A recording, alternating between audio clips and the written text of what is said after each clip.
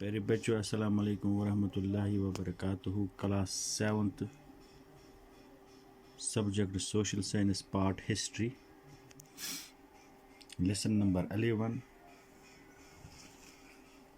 اور جو ہمارا ٹاپک ہے وہ ہے چک رول. بچوں جیسا کہ آپ کو معلوم ہے اس لیسن میں ہم بادشاہوں کے بارے میں پڑھ رہے ہیں. ہم نے چند بادشاہوں کے بارے میں کل پڑھا. ان میں ہم نے شمس الدین شاہ میر کے بارے میں پڑھا جن کی حکومت یہاں پر 1540 تک رہتی ہے. 1540 میں یہاں پر مرزا حیدر چڑھائی کرتا ہے کشمیر پر جو کہ مغل بادشاہ بابر کے ماموزاد بھائی تھے. تو اس کا دور 10 سال تک رہتا ہے. اس طرح سے یہاں پر شاہ میر ڈائناسٹی بھی ختم ہو جاتی ہے. اس کے بعد یہاں پر چک ڈائناسٹی وجود میں آتی ہے. چک ڈائناسٹی میں پہلا نام جو آتا ہے غازی چک کا، وہ یہاں پر چک ڈائناسٹی کی داغ بیل ڈالتا ہے. اس کے بعد ان کے بہت زبردست بادشاہ گزرے یوسف شاہی چک.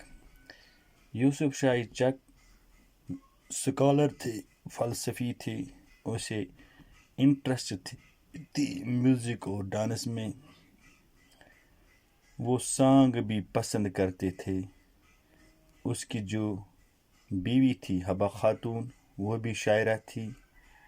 اسے بھی اس کی شاعری سے بہت زیادہ لگاؤ تھا. لیکن جو چک پیریڈ یہاں پر رہتا ہے اکثر ریوولٹس اس میں ہو جاتے ہیں، یعنی لڑائیاں، سول ڈسٹربنس اس میں رہتی ہے یا انٹرنل فیوڈس رہتے ہیں. اندرونی عداوت یہاں پر ان دنوں عروج پر تھی. اس کے بعد یہاں پر مغل دور شروع ہو جاتا ہے 1586 سے لے کر 1752 تک. یعنی جو مغل پیریڈ یہاں پر سٹارٹ ہو جاتا ہے اس کی جو پہلا رولر ہوتا ہے اکبر. تو یہاں پر وہ نظم و ضبط چینج کرتا ہے. یہاں پر کچھ ٹیکسز تھے ان کو ختم کرتا ہے.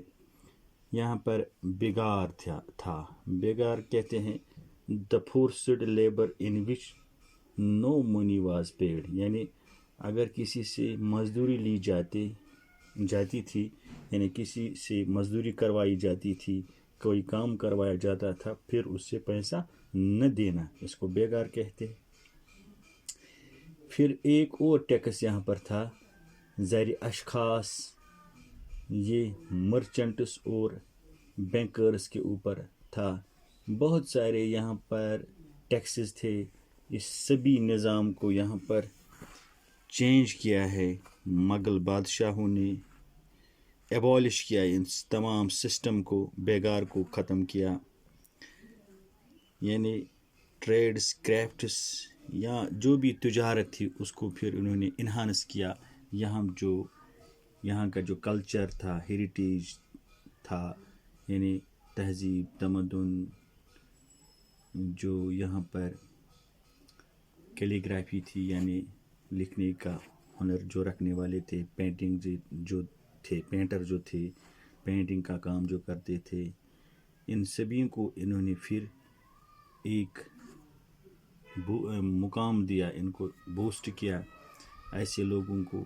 اس طرح سے مغلوں نے یہاں پر حکومت تھوڑی سی چینج کی، بلکہ مکمل نظام ہی چینج کیا، اور ان چیزوں پر انہوں نے زیادہ زور دیا. انہوں نے یہاں یادگار بنائی، جیسے کہ انہوں نے قلعے بنائے، یہاں پر مسجد بنائے، یہاں پر باغات بنائے یہاں پر. تو اس کو یعنی وقت کے ساتھ ساتھ کچھ ایسے بھی چیزیں تھیں یہاں پر جو ختم بھی ہوئی، لیکن کچھ ایسی بھی چیزیں ہیں جو ابھی تک موجود ہے، جیسے کہ خانقاہ مولا. یہ ایک بہترین اگزامپل ہے کشمیر میں مغل بادشاہوں کی جو کارکردگی ہے یہاں پر ان دنوں تھی، اس کا ایک جیتا جاگتا ثبوت ہے۔ قطب الدین ایبک اس مسجد شریف کو تعمیر کراتا ہے۔ اس مسجد شریف میں زیادہ سے زیادہ لکڑی کا کام ہوا ہے، حالانکہ یہ آگ کی نظر ایک دو دفعہ ہو چکا ہے۔ یہ خانقاہ مولا، یہاں یہ مسجد اس کے ساتھی جو تھی، اس 1479 اینڈ 1731 اس سے دوبارہ پھر تعمیر کیا جاتا ہے۔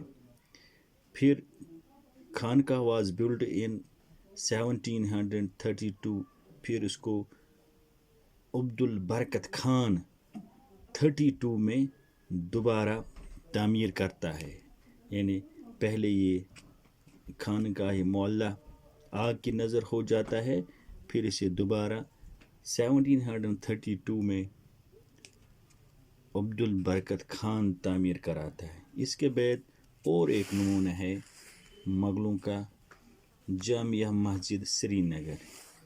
یہ سب سے بہترین نمونہ ہے ان کا یہاں کشمیر میں۔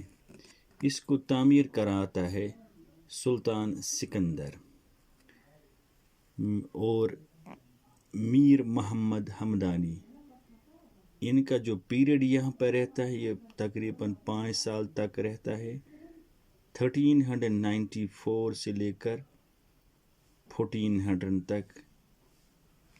اس میں بھی زبردست کاریگری دکھائی گئی۔